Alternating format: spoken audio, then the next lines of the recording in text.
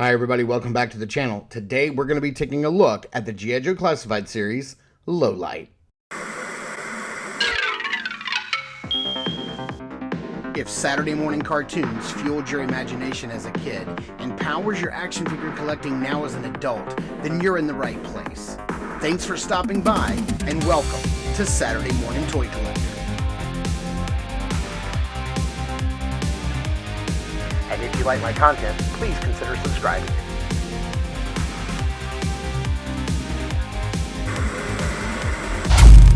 Alright, before we get started, if you would like to add Lowlight to your collection and you haven't done so already, you can do so over at the link in the description below at Amazon, where he is in stock and ready to ship and as at regular price. So just remember that if you do buy from that link, it will help out the channel with a few pennies. All right, taking a closer look at the front of the package here, there's a lot to love. There's a lot of little details hidden around in this image, like the briefcase, the Cobra officers in the back. You got Lowlight's artwork here on the side, his name down at the bottom, number 86 in the line, that nice, beautiful artwork. I wonder how sometimes they put the name of the character, like the person's real name in there, and sometimes they don't.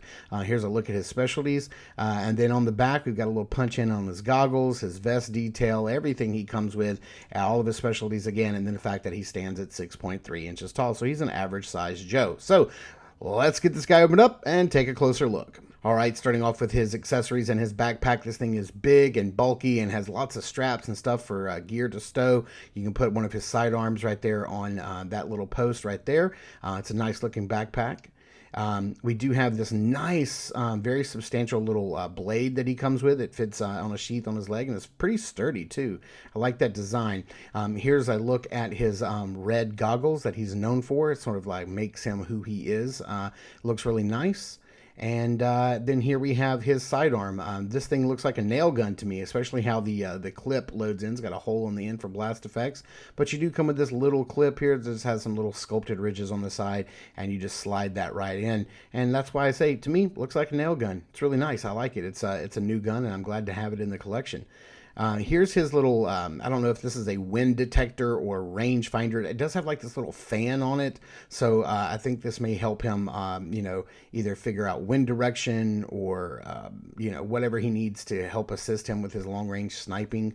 I think that's what that is. And then, of course, we have what everybody's waiting for is his really nice gun case. It does have a hole in the back to plug the backpack in. It looks nice. It's got some nice wrinkles. I would have liked some paint details on it, but we get what we get. It's what I always say. But you can plug the backpack in right there into the front of the case, and then plug the case into its back.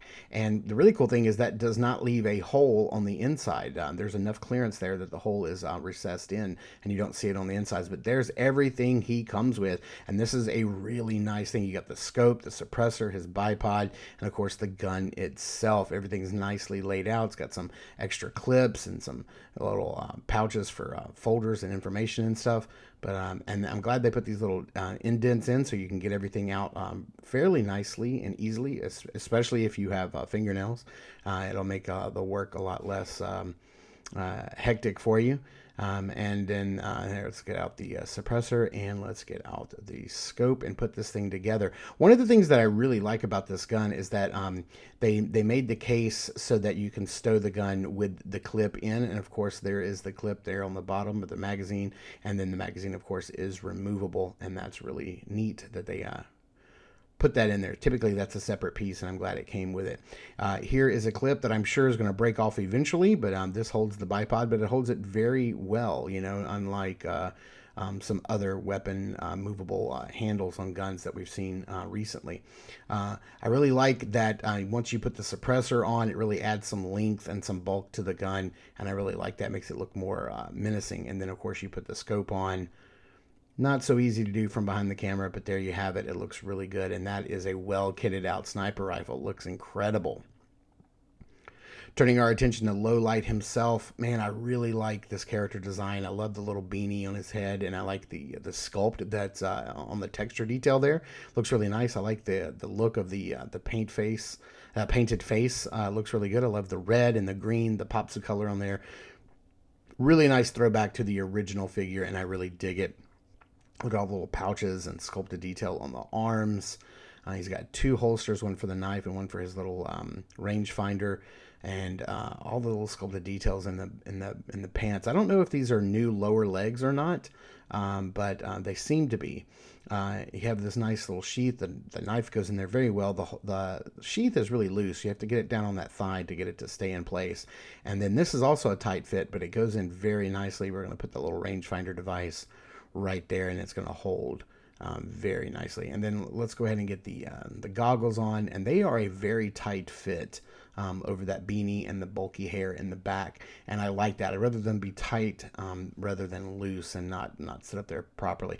Now, I kind of like the goggles up on his forehead. I think that looks really nice. You can see my little red misprint there on the goggles. I think that looks pretty cool. I kind of dig that look. But, you know, having the goggles down is, to me, it's what makes low light low light. So it's like one of those things that's like, it's just such a strong characteristic of his character design that I like to have them down. And I'll probably leave them down probably on my shelf. He can look up quite a ways, which is really good because you want to get him laying down in some sniping positions. And so that's good. He's got a rocker right there on the side. He's got some nice head movement. His arms can go all the way out and hit that T-pose, no problem. Arms can go all the way around if you need them to. It's got a really nice butterfly joint on this figure. I really dig it. It has the upper bicep swivel, the double jointed elbows. And one thing that I'm really glad they planned this out very well, and I'm very happy about this, is that the wrists are proper. So you have a vertical hinge this time on the right hand, which is what you would want, and then a horizontal hinge to help him hold that long sniper rifle. Nice bend at the waist. He can bend all the way back that far. He does have, he's not floppy at all, not like Firefly that we took a look at yesterday. He's very stiff, and that's really good. He has some nice movement at the waist. Does have a really nice drop down, allowing his leg to go forward that far, back that far. Really tight knee joints on this figure. All the joints are very tight indeed, and then he can only go back about that far because of how big the bulky lower leg is. He does have the upper thigh swivel and the upper boot cut, and of course a hinge and a rocker for foot articulation. I did want to show how like these backpacks kind of go on this guy.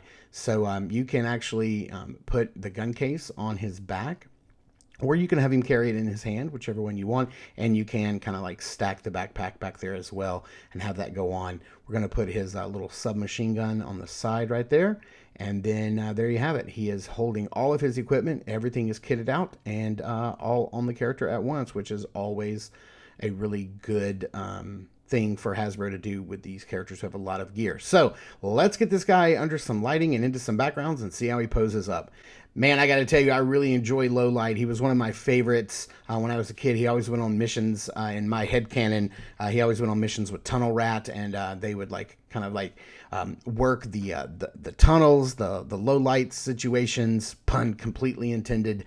And you know, they were always, you know, they had long range guns with scopes on them. So to me, they were like always teammates and always did stuff together. So I really dig this figure when I was a kid, and I really dig him now as an adult as well. He looks great. The pops of color, the goggles, just, he's such a nostalgic figure, and he looks so much like his old school counterpart. And I just really, really dig this release. A lot of gray figure releases as of late, so I'm ready to get some characters with some color in them. So thank you guys so much for tuning in and watching. I super appreciate it. Please continue to check us out over at Instagram at Saturday Morning Toy Collector. I am the Saturday Morning Toy Collector. I'm your host, Mark, and remember, I will see you in the toy aisles.